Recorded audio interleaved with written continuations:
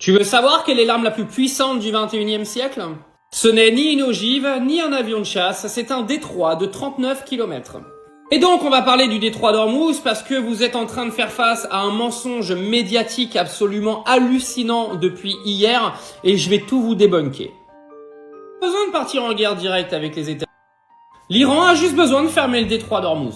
Un baril sur 5 qui passe par le détroit, 20% du pétrole mondial, pas d'avion, pas de cargo, pas de chauffage, plus rien.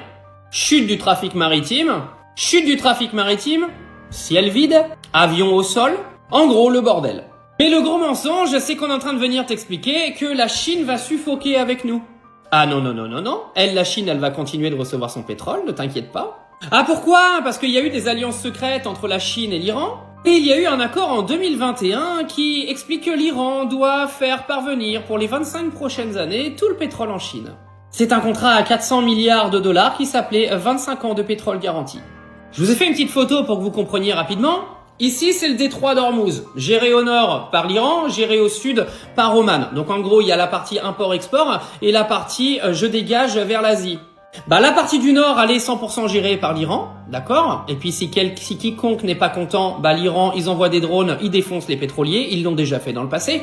Et Oman, lui, ils ont un petit peu une position de neutralité et ils vont jamais aller se fight avec l'Iran. Donc en gros, si l'Iran dit on ferme, on ferme. Mais bizarrement, à la télé, depuis hier, ils vous expliquent que ça pénaliserait la Chine et l'Inde. Mensonge. Des couloirs maritimes vont être créés et ils vont tout simplement escorter les pétroliers chinois pour qu'ils aillent ravitailler la Chine, tout simplement. C'est aussi simple que ça. Ah, mais il y a les lois internationales et les lois maritimes. Non, il n'y en a plus de lois. Vous l'avez compris depuis maintenant une semaine, il n'y a plus de lois internationales. Puis de toute façon, les lois maritimes, l'Iran, ils les ont jamais signées. Donc ils en ont absolument rien à branler. Et toi, t'es sûrement là à te dire « Oh, mais c'est pas grave, ça nous touchera pas. » Ah bon?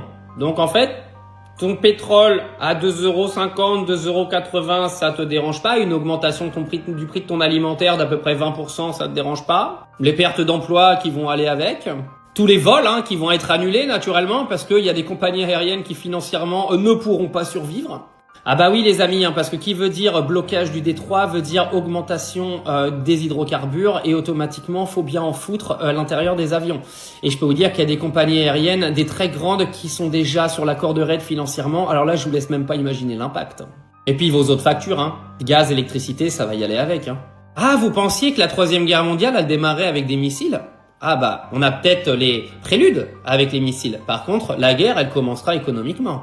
En fait, l'Iran, ils ont juste à faire la pression avec un robinet. Oui, vous imaginez un robinet qui coule à flot, ils ferment le robinet et c'est guerre mondiale. Ah oui, ça commencera avec une guerre économique. Du coup, il pourrait se passer quoi? Des navires américains, anglais qui viennent se battre avec les fameuses défenses du détroit iraniennes? Venez, mais ça veut dire que c'est guerre mondiale. Ah oui, parce que la guerre maritime fait partie de la guerre.